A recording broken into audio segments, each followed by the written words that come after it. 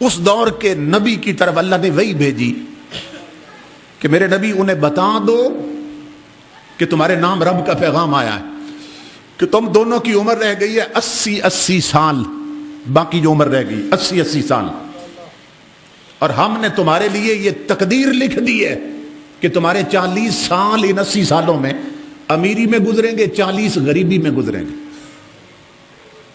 میرے نبی انہیں بتاؤ کہ ہم نے تمہاری یہ تقدیر لکھ دی ہے، عمر تمہاری رہ گئی 80 سال، اور ہم نے تقدیر لکھ دی ہے کہ 80 سال امیری میں گزریں گے، 80 غریبی میں۔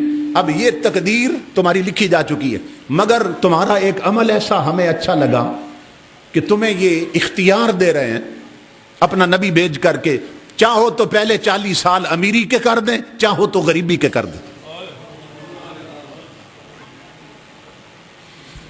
اللہ کے نبی چل پڑے ان کی طرف، تو پہلے مرد ملا، اسے آپ نے بتایا تمہارے نام رب کا پیغام ہے، اور اللہ یہ فرماتا ہے کہ تقدیر لکھ دی ہے، لیکن اب تم چاہو، جو تم چاہو وہی ہم کر دیں گے۔ پہلے 40 سال امیری کے چاہیے یا غریبی کے، لیکن تقدیر لکھ دی ہے کہ 40 سال امیری میں گزریں گے، 40 غریبی میں گزریں گے۔ اس شخص نے عرض کی اللہ کے نبی میں اگر اجازت دیں تو بیوی سے مشورہ کر لوں۔ آپ نے فرمایا جاؤ مشورہ کر لو۔ اس نے بیوی سے مشورہ کیا، بیوی نے کہا کہ پہلے 40 سال نہ امیری کے لے لیتے ہیں، بعد میں جو ہوگا دیکھا جائے گا۔ وہ مرد آیا، اس نے اللہ کے نبی سے عرض کی کہ حضرت پہلے 40 سال نہ امیری کے کر دیں، اللہ سے گزارش کریں کہ پہلے 40 سال ہمارے امیری میں گزرے۔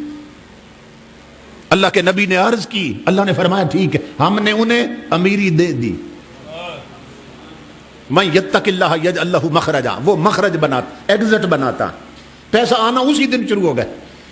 جب دولت آئی تو میاں بیوی بیٹھ گئے، کھانا پکانے کا وقت آیا، میاں کہنے لگا یہ کسی سیاستدان کا وعدہ نہیں، روٹی کپڑے اور مکان کا، یہ رحمان کا وعدہ ہے جس سے بڑا سچا کوئی نہیں۔ میری بیوی سن، 40 سال اب غریب تو ہو نہیں سکتے کہ سچے رب کا وعدہ، تو پھر آج دیگچی نہ چڑھا دیگ چڑھا، میں غریبوں کو بلاتا۔ سمجھ رہے؟